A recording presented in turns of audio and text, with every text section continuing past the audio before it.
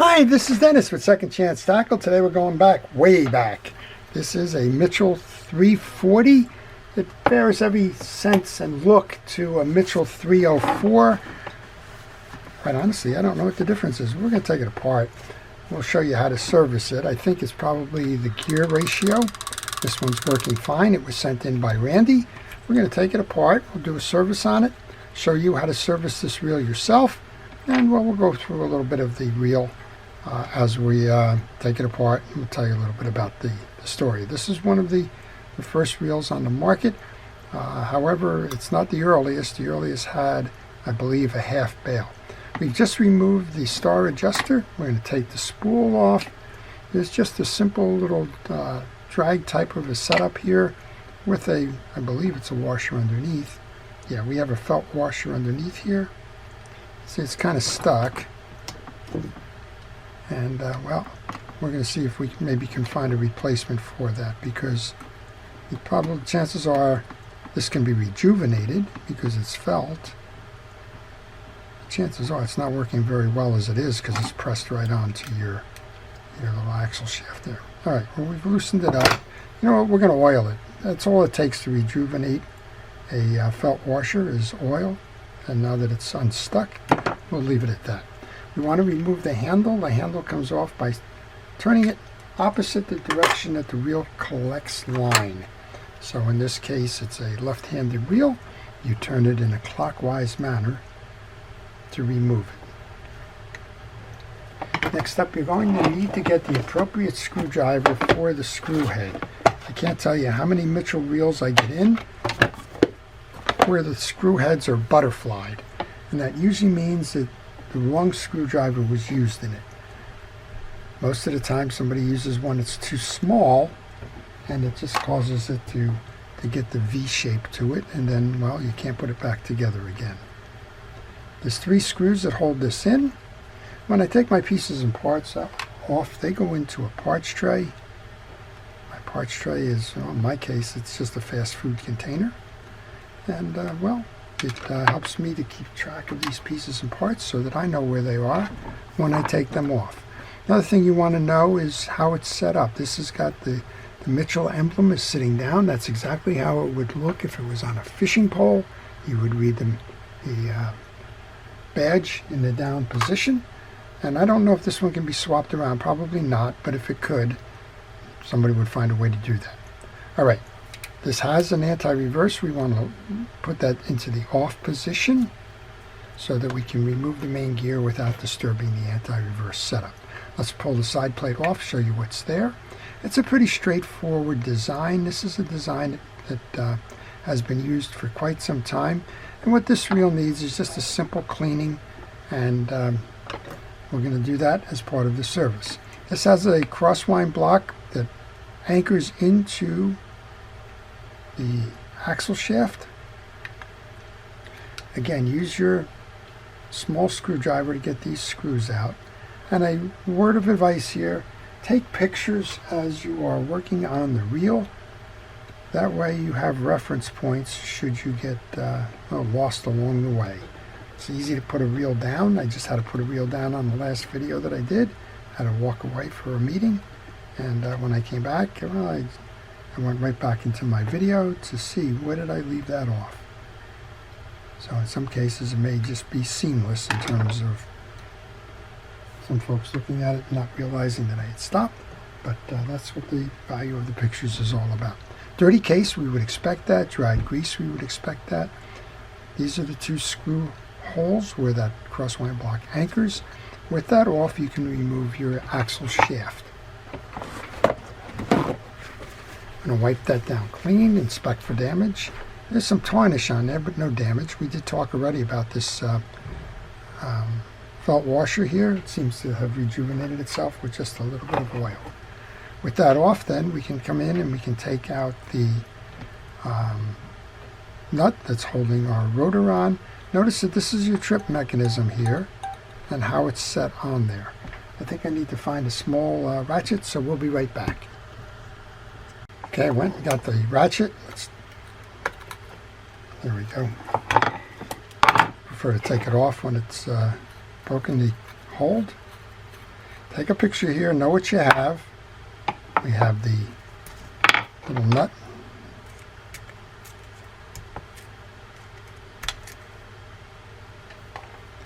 And we have the swing arm, and the swing arm mounts to the pinion gear shaft. It's got that D-shaped hole to it. That'll help center it. And then the rotor can be removed. And notice that there is no bearing, but there are a few shim washers in here. In this case, there's 2 shim washers. And then the top of the mounting stack. Underneath we have the rotor gear. I call it a pinion gear, but it's built into the rotor cup. You just use a little bit of penetrating oil and a bristle brush to clean out the old greases.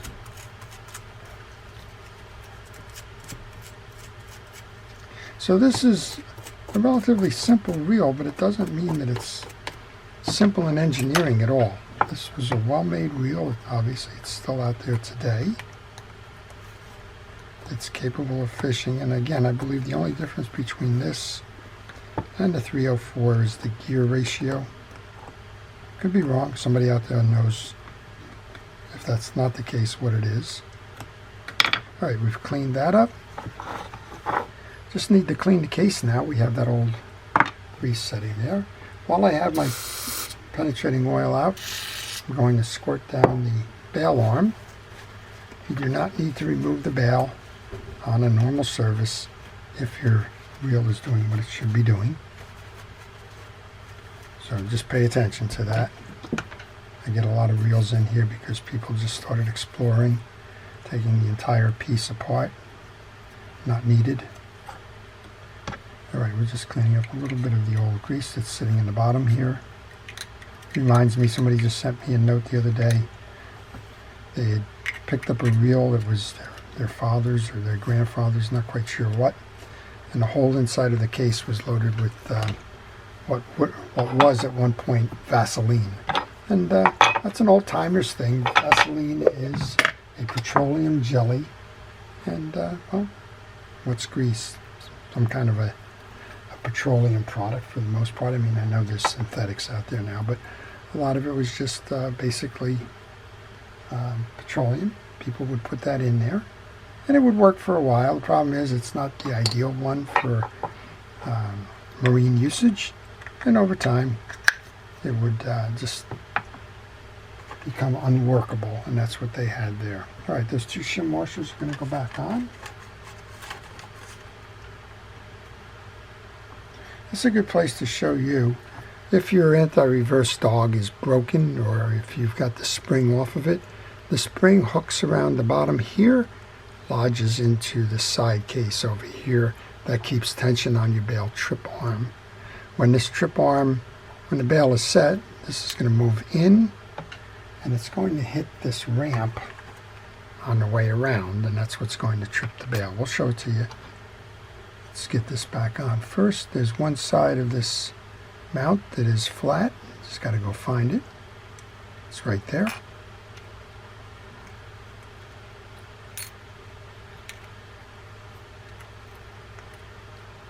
That's how it mounts. Go ahead and get that rotor nut again. My hand's in a way, I apologize. It's just one of these things I haven't quite figured out how to master yet.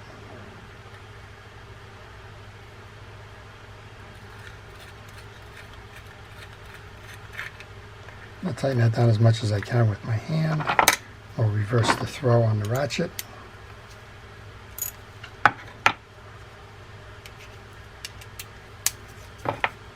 Tighten that down. Okay, so we have the bail set now. See this little ramp here? It's going to come around. And that's exactly the intersection you're looking for. As it spins, it's going to hit that intersection to trip the bail. And then this part here rides above it the next time around. so it won't connect. All right, that's the top of your reel. Let's go back, take the axle shaft, bring the axle shaft through, and one side of that axle shaft is flat. That's going to accept the back side of the crosswind block. Now Mitchell, on some of their reels, they actually used a pin here, double-sided pin, not this one.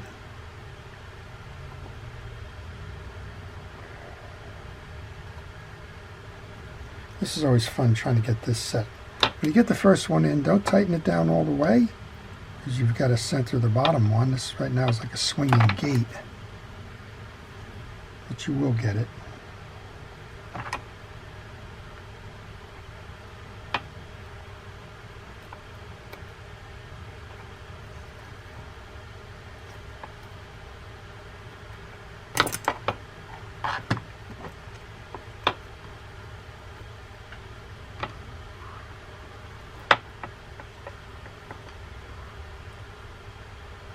Got a little bit too much play in that.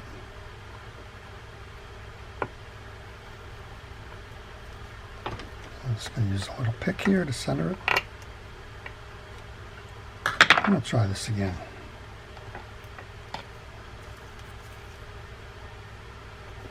Well, if you have any questions on this reel or any reel, leave them in the comments section. If you know the difference between the 340 and the 304, leave that in the comments section too. I'm always interested to learn. On your crosswind block, a little bit of light grease.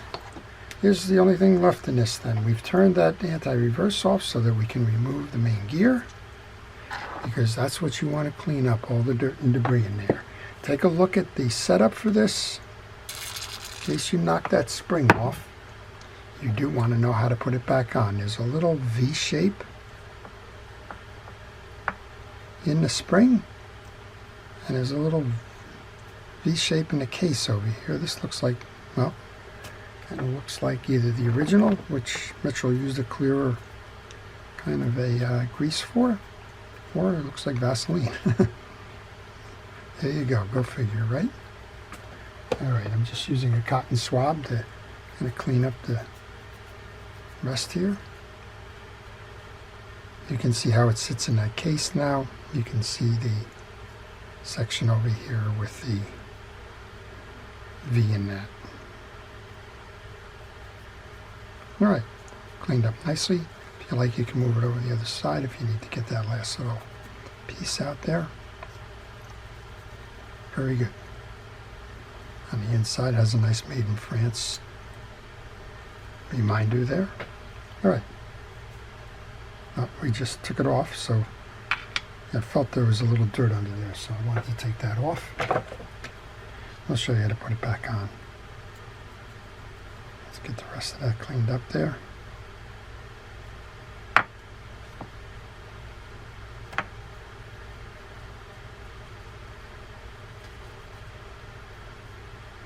Okay, here's your flat spring.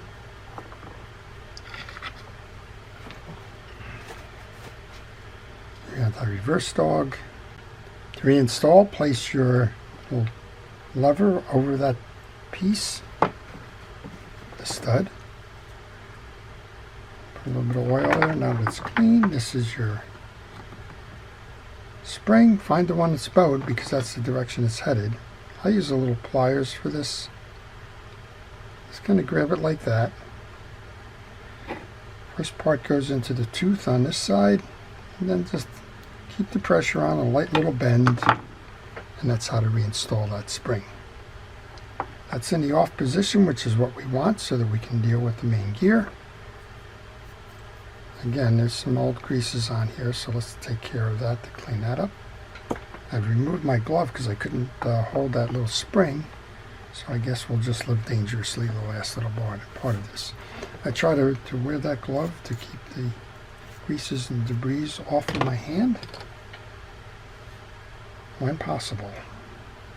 Alright, we're going to just put new fishing reel grease on this. This is Penn Precision Reel Grease, for those that are wondering.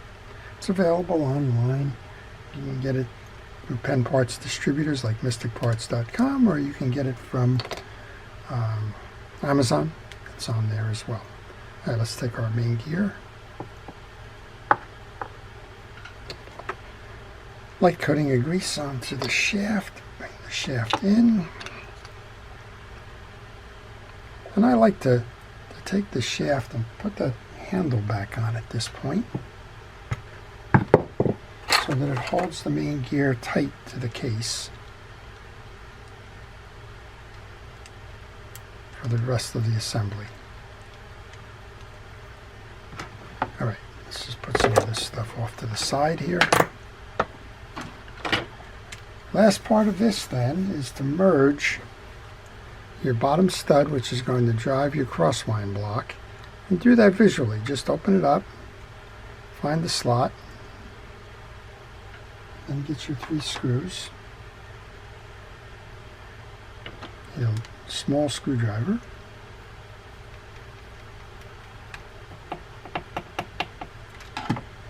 And let's just tighten those up.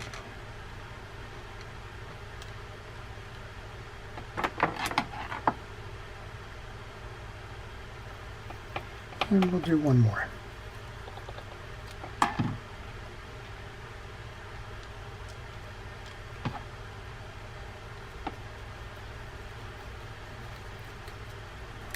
Okay. You can tighten it down a little bit more now. Remember, we had the felt washer. We've saturated that with oil. That should suffice now as a drag washer. I'm going to get that little drag cap nut adjuster.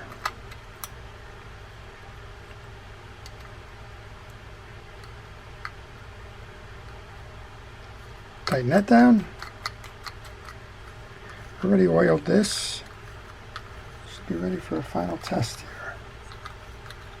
Okay, it's holding. Back it off.